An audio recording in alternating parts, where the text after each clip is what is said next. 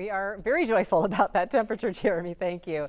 Well, you might not think twice about grabbing the mat for a downward dog or sun salutation, but could you be crossing a moral line? Dr. Liz Bukhar explores the question tonight in a talk at Washburn University. She is a professor of religion at Northeastern University, and she is here with us today at 4, along with Chris Jones, who's an associate professor of religious studies at Washburn. Welcome to both of you. Thank you. And this is fascinating. When I was reading this topic, I'm like, well, yoga's just yoga.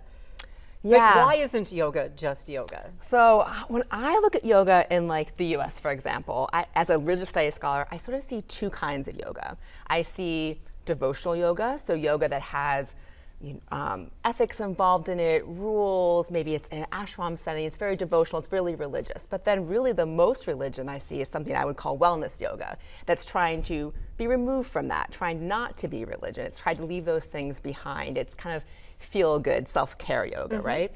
But it's still tied to those devotional forms of religion. That's kind of why we're drawn to it instead of, say, Pilates or a HIIT class, right? It's something about that access to ancient spiritual wisdom that we think we're getting. And so I think it is more complicated. And as you know, I'm someone who practices yoga. I'm certified to teach yoga, but I still kind of grapple with the ways in which my yoga is erasing some of these traditions and maybe would work better for me if I could sort of put it back into context and understand some of those. You kind of wrote a book on this topic. I did read a book.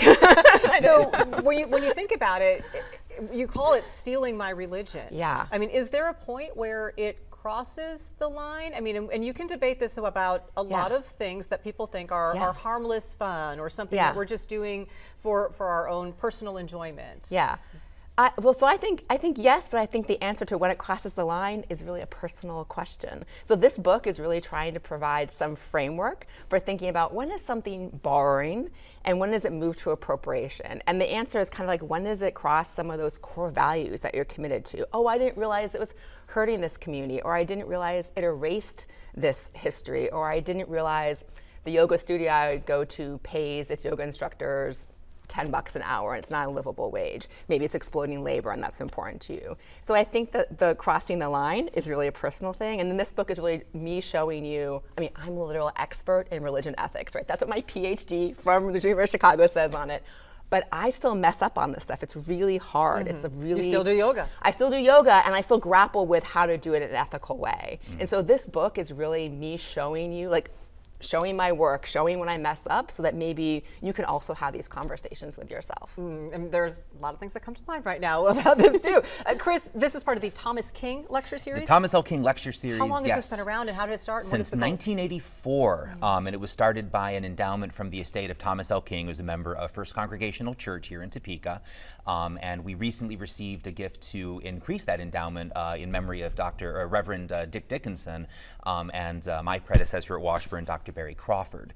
And so we're able to offer a free public lecture with a public intellectual every year, free and open to the public, so that the smart, curious people of Topeka can hear about yoga and appropriation, or Sufi mysticism, or the Dead Sea Scrolls, or whatever the topic of the year is. Do you ever have a shortage finding something? We do not. That's one of the great things about religious studies. There's always more to talk about. But this too, I mean, how do you find topics like this that can appeal even beyond religion, even if you're not a particularly religious person?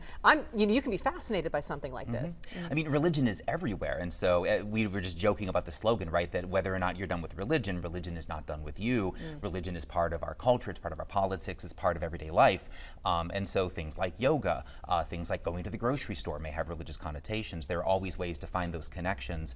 And one of the great joys of my job is getting to find out who's asking good questions, who's writing good books, and how can we lure them into Topeka.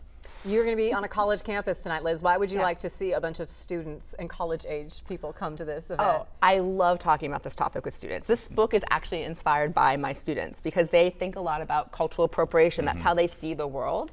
And they were kind of ignoring places where religious appropriation was coming up. So I find that this is a topic that generates a lot of spicy conversation, really gets people involved, the audience involved. And so I hope a lot of students come, actually, and a lot of people from the community. I think it's a really accessible topic, and it's a way, there's not a one answer, right? So it's a way for people to start get themselves thinking more about ethics and religious borrowing and spirituality. Fantastic goal.